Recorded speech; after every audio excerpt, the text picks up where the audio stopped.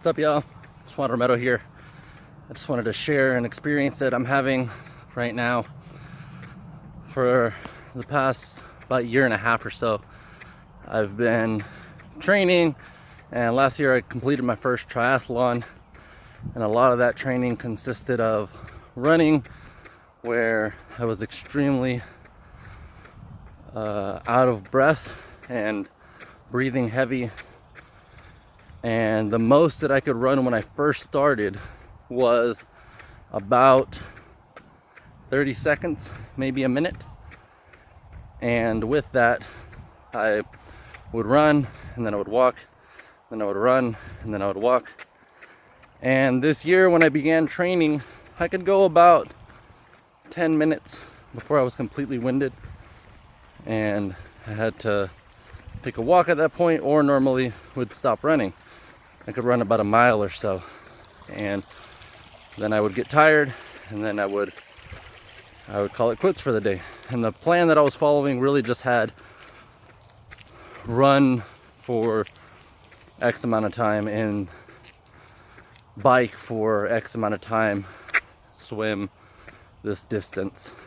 And I really wanted to improve my fitness and also set a pretty high target by the end of the year.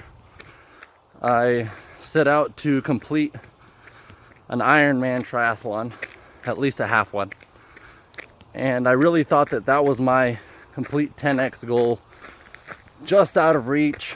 It would take a lot to do it, and based on my current physical ability, was certainly a stretch. But that's how I like to goal set. I like to shoot as high as possible, and then from there we'll see what happens, right? Even if you fall short, it would have been better than if you had set a low goal and hit it.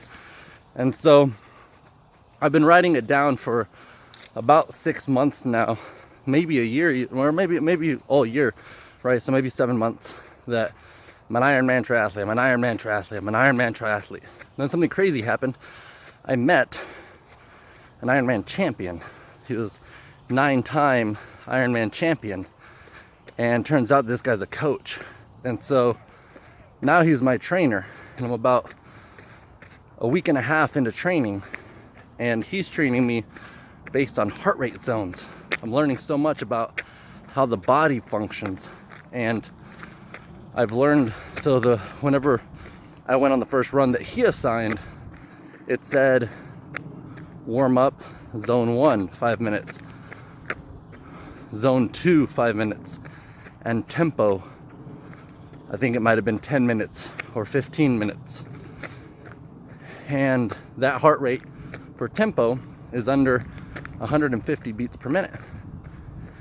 And so I set out to do my jog, and from the distance from my house to the trails or this parking lot that I normally jog, I was already out of breath, and my heart rate had gone up beyond 160. And so I had to slow it down, walk, and then I went down to 120, and then I picked it up and would run again, and I went up to 150, 160, and it went like that. I went running and then walking and then running, and then I was really trying to figure out how to keep my heart rate under the first zone, which was 130. And I learned that in order to stay there, I basically had to walk. A little more than a walk, a power walk. And I found that frustrating a little bit, because I really wanted to gun it, and I wanted to run the full 25 minutes in one go. Just wanted to give it a go, and my warm up in my mind was a jog, and then what I thought was going to be zone 3, I imagined to be a run, but it turned out to be completely different.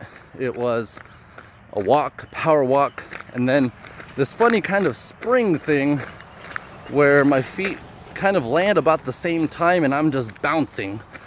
And that's basically how I get to zone 2, and even how I learned to be in zone 3, because the first time that I tried this, in zone 3, I was really getting impatient. I was about 15 minutes into the workout, and I was basically just power walking. And so I was thinking, when am I going to be able to run? And so I started to run, and then 160, I'd walk 150, and so I was like, man, I think the key here is to run for 15 seconds and then walk, and then run for 15 seconds. So that was the first solution. The second time that I went out and tried this method, I paid more attention to staying consistent in the zones. And so zone 1, I remembered, all right, cool, power walk. Let's slowly creep up to the top of zone 1. And then zone 2, let's slowly creep up to the top of zone 2 and figure out the motion that I have to do with my body in order to stay in that zone. And zone 3, same thing. And so I was having a discussion with a mentor and partner there in business. And he said, hey, so when are you going to start noticing the improvement in the fitness? And I told him, I don't know. I'm not sure. But I'm starting to get the hang of this whole zone thing. And so, ironically, later that day, it might have been the next morning, I went for a run. Shoot, it might have been this morning, actually. And I found that I was maintaining my zones, and on top of that, in zone 3, instead of doing this funny little bounce, I was actually jogging. I would actually spring from one foot to the other. And that small change was an improvement already from what I was doing before, right? That kind of little bounce thing. And so, several lessons I've learned from this. The first one, set your goals high, and if you're focused on it long enough, people and opportunities will present themselves to help you reach those goals. The second thing is, if you have a pretty challenging goal, find yourself a coach who's done it before, who will help speed up the process drastically.